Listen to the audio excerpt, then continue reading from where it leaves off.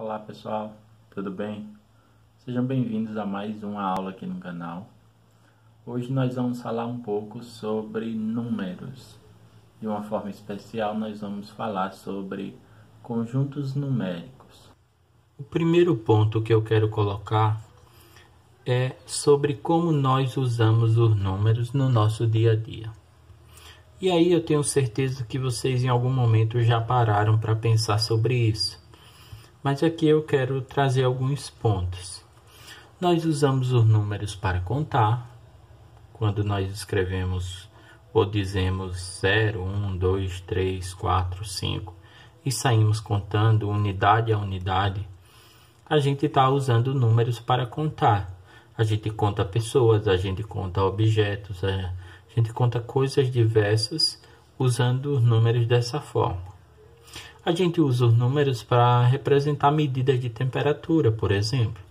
Então, quando eu digo menos 8 graus Celsius, 1200 graus Celsius, 25 graus Celsius, 13,8 graus Celsius, 50 graus Fahrenheit, eu estou usando o número para representar uma temperatura. Quando eu digo R$300, R$ 58,70, R$ 1,99, $1,35, eu estou usando o número para representar dinheiro. É importante que a gente entenda que esse número que eu uso para contar não é o mesmo que eu uso para representar uma medida de temperatura. Às vezes é 1200, 25, 50. É o mesmo número que eu uso para contar. Mas eu não uso 13,8 para contar, eu não uso menos 8 para contar. Não é o mesmo número que eu uso quando eu represento dinheiro. Então, eu não uso 58,70 quando eu estou contando. Eu não uso 1,99 quando eu estou contando. É importante que a gente entenda que esses números, eles têm papéis diferentes, dependendo do que eles vão representar. A gente também usa os números para medir distâncias e segmentos. 30 centímetros, 40 mil quilômetros, 1,45 milímetros, raiz de 2 decímetros, para medir o tempo, para representar medidas de tempo de uma maneira geral, quando eu digo 12 horas, 3 horas e 20 minutos, 40 segundos, 50 minutos. Então, no geral, eu uso os números dessa forma. Também uso os números para medir massa, quando eu digo 12,5 kg, para medir volume, quando eu digo 32,8 metros cúbicos, para medir a área de uma região, para medir a capacidade, quando eu digo 1.200 mililitros, por exemplo. A gente usa os números de diversas formas. A gente precisa entender, como eu já falei antes, que nem sempre esse número que eu estou usando aqui ele é o mesmo número natural ou o mesmo número inteiro que a gente vai aprender aí na sequência. É muito importante que eu entenda aqui que para cada situação que eu vou representar, eu posso usar um tipo de número diferente. Então, nem sempre eu vou conseguir, numa determinada situação, usar um número que tenha vírgula. Nem sempre, numa determinada situação, eu vou conseguir usar um número que tenha raiz. Então, eu não vou conseguir dizer raiz de 2 horas, por exemplo, raiz de 2 minutos, raiz de 5 segundos, por exemplo.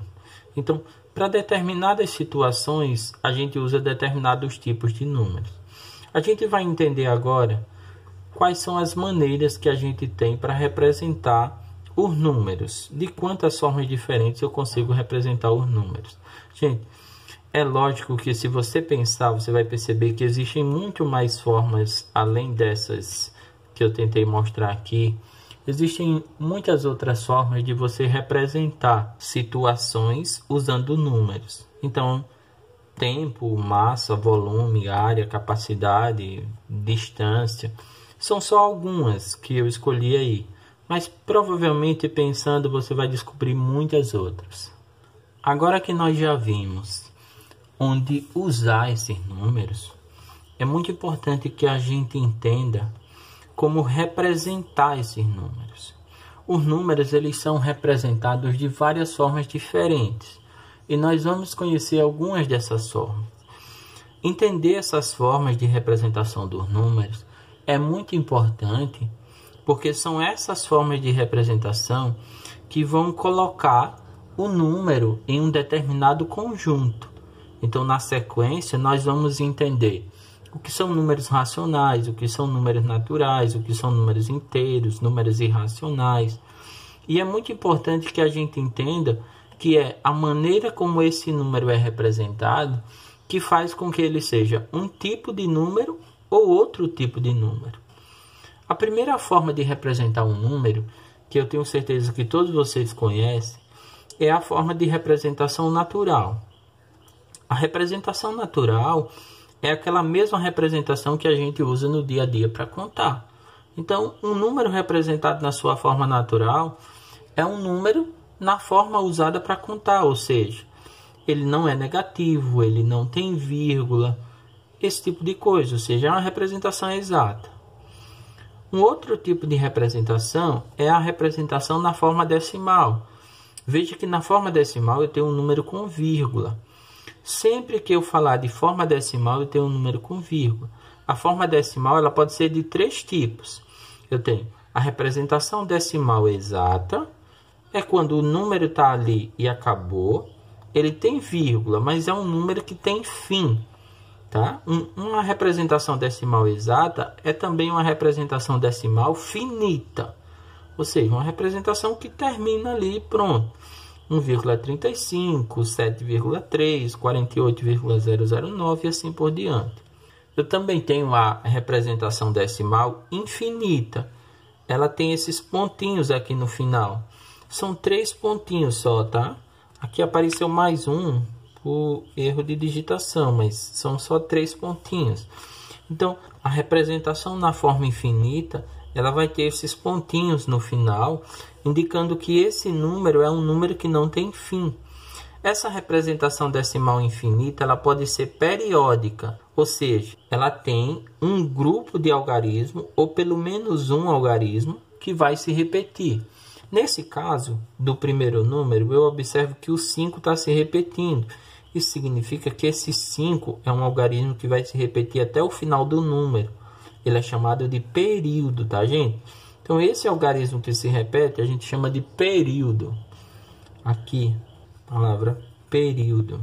Nesse número que você vê aqui, ó, o período é 42, porque é 42 que está se repetindo, tá vendo? Então, esse grupo de algarismo aqui não é mais um só, é mais de um. Então, aqui eu tenho 42, é o período. Aqui, ó, observe quem é que está se repetindo. 544. Então, esse grupo de números é chamado de período. Quando esse período ele já vem logo depois da vírgula ali direto, como foi o caso aqui, ó, já veio depois da vírgula, tá? Essa dízima é uma dízima periódica simples. E quando esse período ele tem algum algarismo antes dele, ou seja, teve a vírgula, tem um algarismo e depois é que vem o período. Essa é uma dízima periódica composta. Essa daqui, ó, é uma dízima periódica composta, tem esse 3 aqui. É importante que você entenda isso. Então, o número decimal infinito, ele vem com essa representação dos 3 pontinhos. E, se ele for periódico, ele vai ter um algarismo ou um grupo de algarismo que se repete. Esse grupo de algarismo que se repete a gente chama de período. Uma outra forma de representação decimal infinita é a representação decimal infinita e não periódica. Agora, essa representação decimal aqui, ela é infinita. De novo, eu tenho só 3 pontinhos aqui. Então, essa representação decimal, ela é infinita. Mas observe que agora você não percebe ninguém se repetindo aqui, ou seja, não tem um período, tá certo? Então, aqui eu tenho uma representação decimal que é infinita, mas que não é periódica. Dá para entender isso. Então, na representação decimal, eu posso ter uma representação decimal exata, uma representação decimal infinita e periódica, ou uma representação decimal infinita e não periódica. Fica atento, porque esse tipo de número aqui, ó, ele é um tipo de número que daqui a pouco a gente vai chamar de número irracional. Aqui eu tenho mais duas formas de representação. Então eu posso representar um número na sua forma negativa. E aqui essa forma negativa pode ser a forma inteira, exata, ou pode ser uma forma decimal, não tem problema. É uma representação negativa. Ou pode ser uma representação negativa fracionária também. Tá? Então a representação na forma de fração. Esse é mais um tipo de representação que a gente teria aqui. A representação na forma fracionária. É importante que a gente entenda essas representações, gente. Além dessas formas que nós vimos aí, também posso representar números de 3 outras maneiras. Eu posso representar um número na forma de um radical exato, ou seja, é quando essa raiz ela tem um valor exato e eu consigo calcular esse valor. Por exemplo, a raiz quadrada de 100 é 10, porque 10 vezes 10 é 100. A raiz cúbica de 216 é 6. Por quê? Porque 6 vezes 6 vezes 6 dá 216. A raiz quadrada de 1,44 é 1,2. Por quê? Porque 1,2 vezes 1,2 dá 1,44. E a mesma coisa aqui, então essa raiz quadrada de 0,25 ela vale meio. E aí você já sabe, porque meio vezes meio vale 0,25. Então, uma forma de eu representar uma raiz é essa forma exata. É muito importante entender isso, porque essa representação exata, ela coloca esse número num determinado conjunto. Quando essa representação é de um radical que não é exato, por exemplo, a raiz quadrada de 10, não existe nenhum número que você consiga pensar aí que quando você multiplique ele por ele mesmo, dê 10. Não existe nenhum número que você consiga pensar aí que quando você multiplique ele por ele mesmo, dê 30. Então, essas raízes elas são inexatas. Então, um radical inexato ele é colocado num grupo diferente do radical exato. A gente vai chamar daqui a pouco esses grupos de conjuntos. É importante entender isso. Um radical exato, um radical inexato. É como a gente falou antes. É muito importante que você entenda uma dízima periódica de uma dízima que não é periódica. Nos dois casos eu tenho decimal. Só que um é decimal infinito e periódico.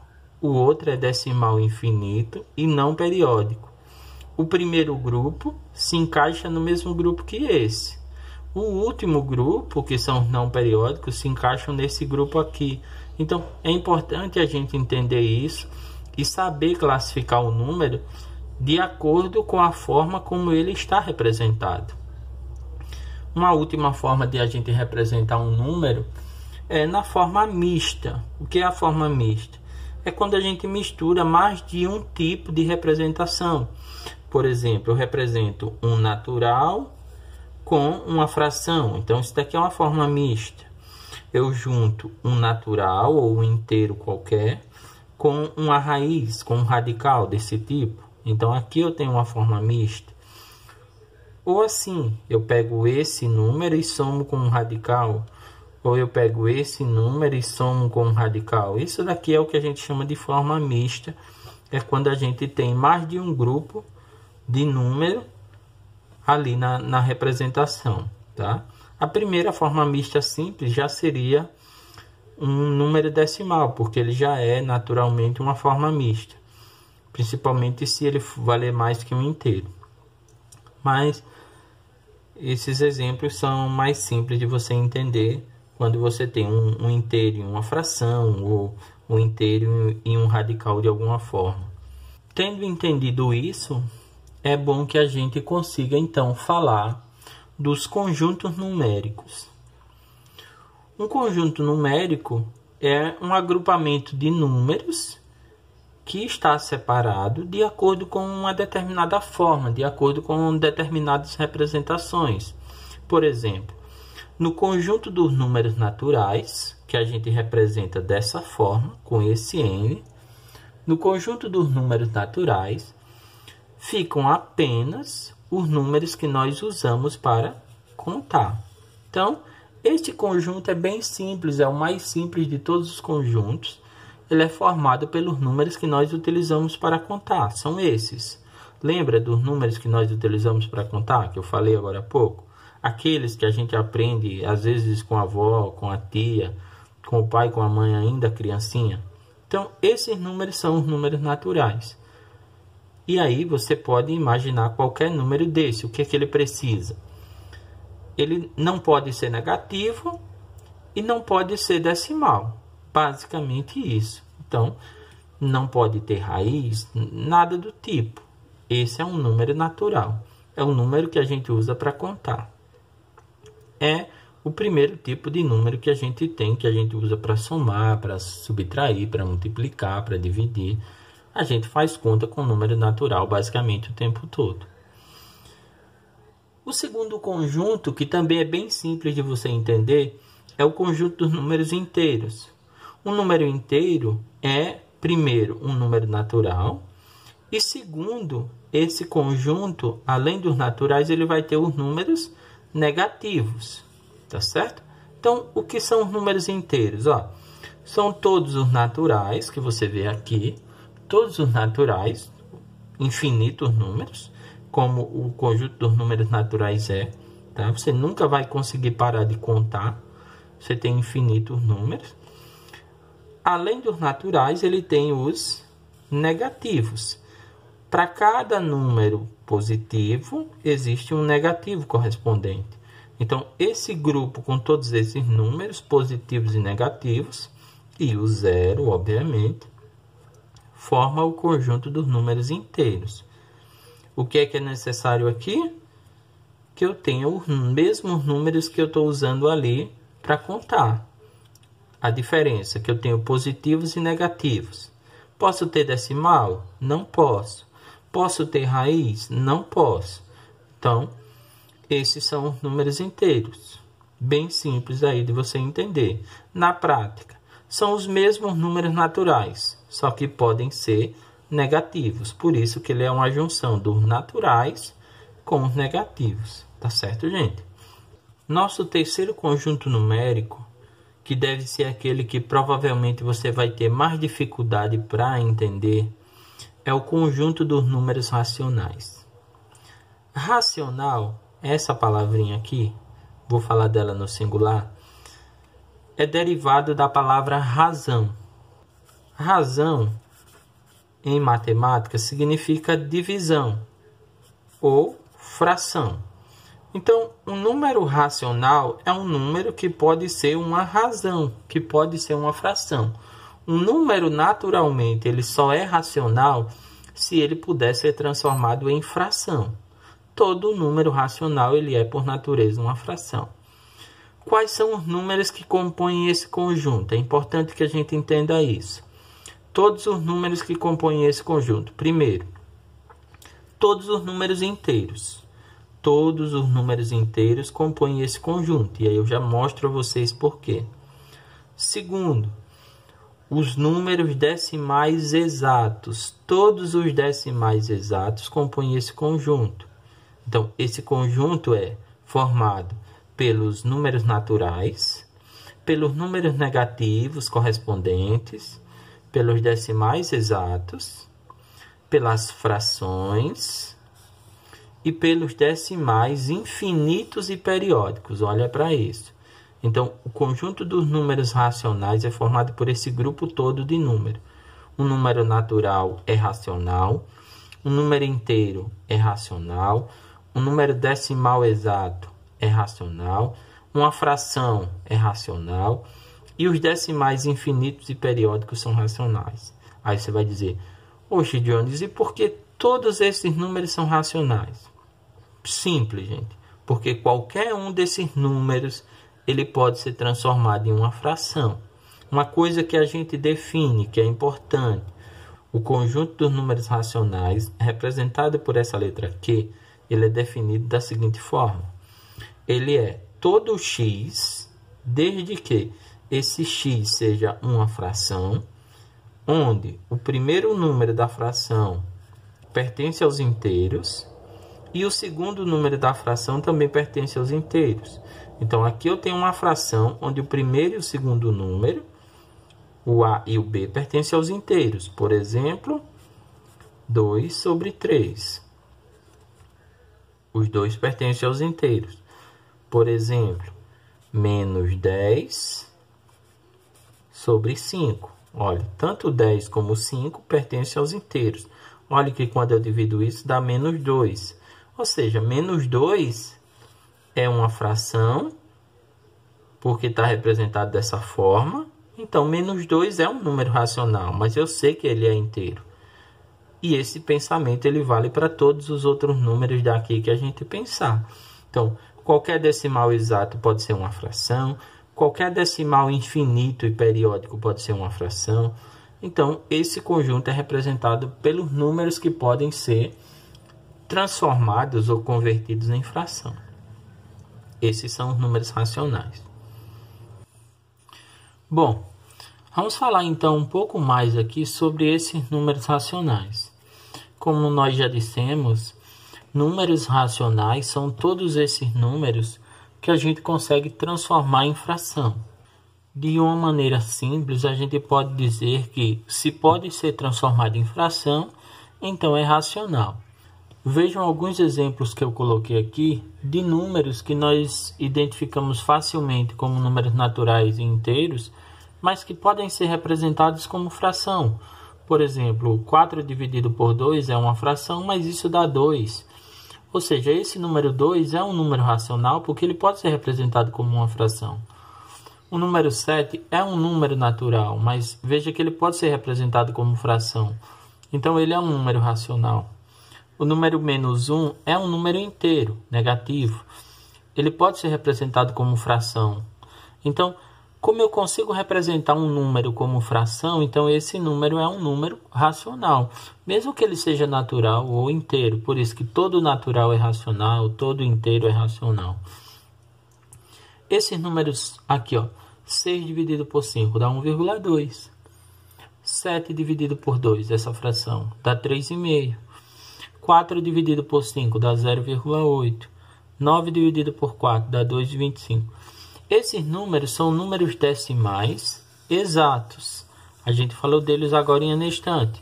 Então, números decimais exatos são números que podem ser transformados em fração. Então, eles são números racionais. Tá certo? A gente vai aprender aí numa aula na sequência, mais 2 aulas à frente, a gente vai aprender como transforma uma fração em decimal. É provável que você já saiba disso. E como transforma um decimal de volta para a fração. A gente vai trabalhar uma aula para falar sobre isso. Aqui eu tenho mais 4 exemplos. Nesses exemplos eu tenho dízimas periódicas. Eu já disse para vocês o que é uma dízima periódica. É um decimal periódico infinito. Então aqui eu tenho um decimal infinito. Veja que esse decimal infinito, ele é uma fração. Quando eu divido 1 por 3, eu encontro isso. Se eu divido 7 por 9, essa fração, eu encontro esse número. Aqui eu tenho o período, lembra disso? Período. Então, essa dízima periódica, ou esse decimal periódico, ele tem um período. Quando ele tem período, ele é um número racional.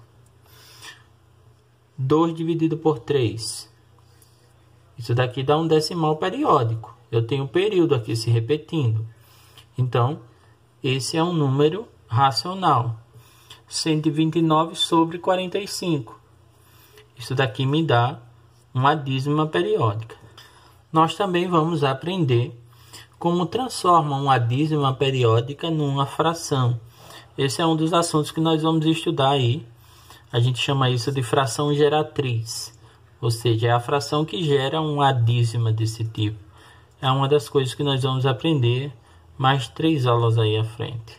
Vamos então aí na sequência falar dos números que não podem ser transformados em fração. Dos decimais, que são infinitos, como esses aqui, mas que não são periódicos. Existem alguns números que a gente não consegue escrever na forma de uma fração. No geral, os números irracionais, eles são representados da forma decimal, infinita e não periódica. essa é a classificação geral deles, tá bom? De uma maneira geral, os números irracionais eles são dessa forma: decimais, infinitos e não periódicos. Aqui eu trouxe alguns exemplos, ó. Uma raiz inexata, olha a raiz de 2, tá vendo? É decimal, mas você não acha um período, porque não tem. Se você for até o infinito, e aí é difícil de você ir até o infinito, mas não importa até onde você for, você não vai achar um período. Então, ela é decimal, é infinita, mas não é periódica. A mesma coisa, ó. Decimal, infinita, não periódica. Decimal, infinita, mas não é periódica. Então, é importante que eu entenda isso. Certamente, você já sabe. Os números que são infinitos, eles têm essa reticência no final para indicar que eles são infinitos. Os números que são exatos, você percebeu, ele tem um fim, tem uma parada. Então, eu não tenho nada além daquilo. Aqui, eu sei que existem infinitos números depois e eu nem sei qual é o próximo, tá bom? Aqui a gente tem alguns números especiais que são números irracionais. Por exemplo, o número π, esse é o nome dele, tá? Esse númerozinho é chamado de número π. Esse número a gente usa na circunferência. Vale a pena pesquisar um pouquinho sobre a história desse número. Outro número interessante é esse, é chamado de número de Euler. Euler foi um matemático alemão. Se escreve assim, E-U-L-E-R. A gente lê Euler. E a gente tem esse númerozinho, que é o número φ, chamado de número de ouro ou número áureo. Vale também a pena você pesquisar um pouquinho sobre ele, se você quiser entender um pouco mais sobre esses números irracionais famosos. Mas de uma maneira geral, entenda isso. Os números irracionais, eles são representados dessa forma. Ou seja, eles são decimais, infinitos e não periódicos. Eu gosto de dizer que, além desses decimais infinitos e não periódicos, as raízes inexatas são números irracionais.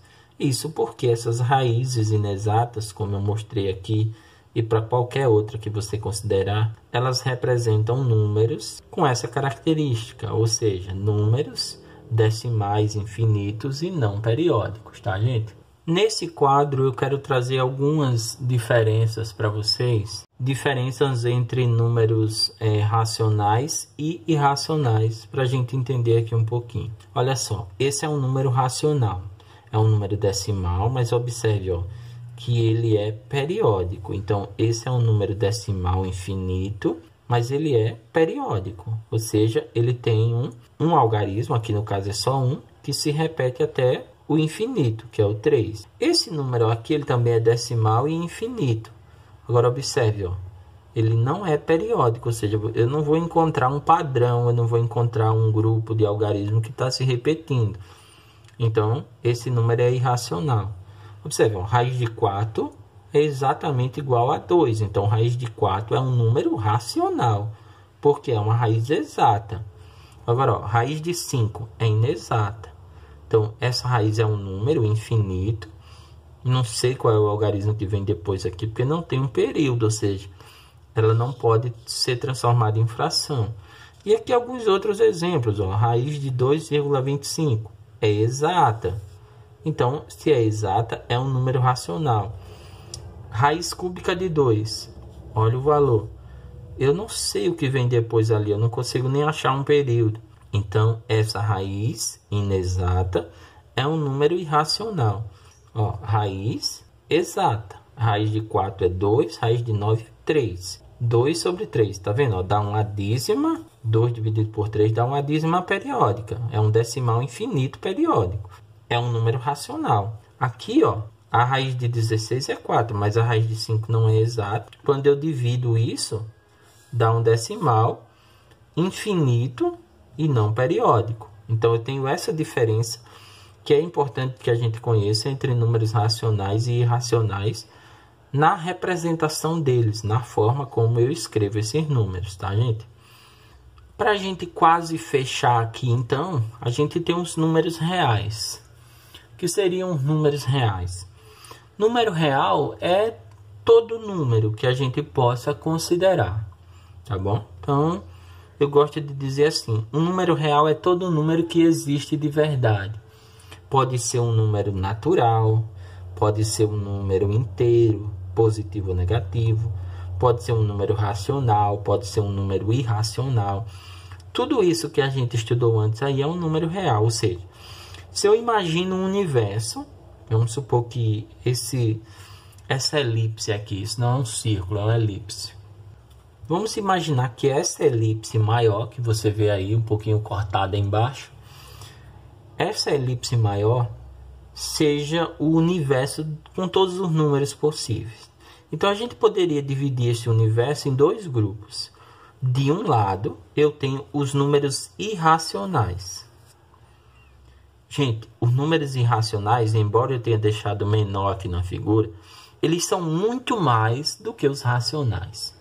Do outro lado desse universo, eu teria os números racionais, o nosso Q. Então, de um lado, os racionais, do outro, os irracionais. Quem estaria aqui nos irracionais? Os números decimais, infinitos e não periódicos. Decimais, infinitos e não periódicos. As raízes inexatas, o número π, o número de Euler, o número áureo. Então, esses números estariam aqui. Eles são decimais, infinitos e não periódicos. Todos esses estariam aqui. Quem estaria do outro lado? Primeiro, o menor conjunto aqui, mesmo que seja um conjunto de infinitos números, como todos os outros são, os números naturais. O natural seria o infinito menor, teoricamente. Tá bom? Então, aqui eu teria os naturais, infinitos números naturais. Depois eu tenho quem? Os inteiros. Observe que todo número natural, ele é um inteiro. Você já sabe disso. Todo número natural é exato, assim como os números inteiros. Esses números aqui, eles têm a característica de não serem decimais. Basicamente isso. Então, um número natural e um número inteiro não é decimal. Professor, um número negativo pode ser natural? Óbvio que não. Natural é aquilo que você usa para contar. Então, os negativos não podem ser naturais. Então, eu teria os naturais, depois os negativos, e tudo isso forma os inteiros. E depois eu teria o restante dos números que completa os racionais. Quais são esses números? Os decimais exatos, por exemplo, 1,7, 2,48, são decimais exatos. As frações, como essas, 3 sobre 2, menos 1 sobre 4, e todas as infinitas frações que eu tenho. E os decimais infinitos e periódicos, as dízimas periódicas. Então, eu teria todos esses números formando os racionais e ali os irracionais.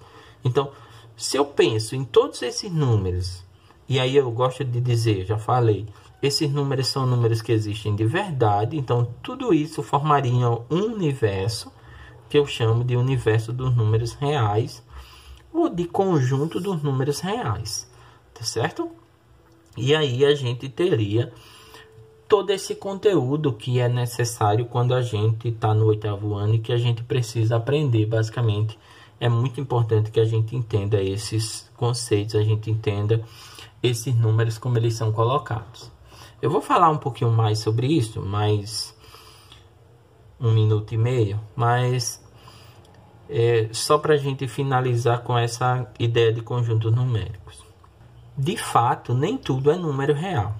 Existe um conjunto de números que vai um pouco além dos números reais. Ele é formado por números reais e por números imaginários. Gente, existem números que são números imaginários. Vocês vão conhecer um pouquinho deles aí um pouco mais adiante, enquanto vocês estiverem estudando matemática. Então, números desse tipo, por exemplo, raiz quadrada de -1, não é uma raiz exata, não é uma raiz real, na verdade. Então, esses números são números imaginários. Quando eu imagino todos os números imaginários que existem, então, imagina de novo um universo E aqui esse universo tem, aqui desse lado, todos os números reais. E aqui desse outro lado, todos os números imaginários. Então, esse universo é o conjunto dos números complexos, tá? Então, o conjunto dos números complexos é formado pelos números reais e pelos números imaginários. De uma maneira geral, um número complexo é dessa forma. Ele é um número A mais BI, por exemplo, 2 mais 3i, ou 5 menos 7i, por exemplo. Esses números são números complexos. Ele é formado por uma parte real, que é esse A, e uma parte imaginária, que é esse I. Se você está no terceiro ano e vai estudar sobre números complexos, e você viu isso daqui, você vai aprender um pouco mais sobre isso, fazendo as operações com esses números aí. Na verdade, isso daqui é bem simples. Ok, gente? Bom, pessoal, para a gente falar sobre números, sobre conjuntos numéricos, era isso. A gente se encontra, então, aí na sequência, para falar um pouco sobre os subconjuntos, tá? Cada conjunto desse é dividido em grupos, que a gente chama de subconjuntos. Então, a gente se encontra para falar sobre subconjuntos e depois para falar mais detalhadamente sobre números racionais. Por hora é isso. A gente se encontra, então, na sequência. Valeu, abraço.